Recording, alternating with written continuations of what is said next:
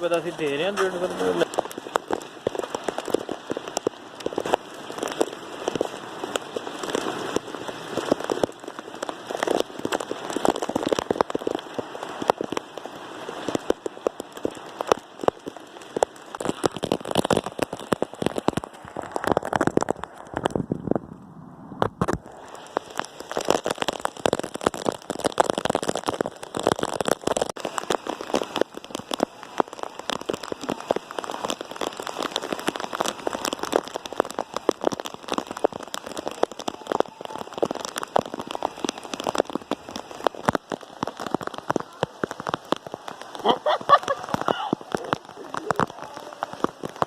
राजू भाई थोड़ा जा आगे आओ, थोड़ा आगे आओ, और थोड़ा जा आगे आओ।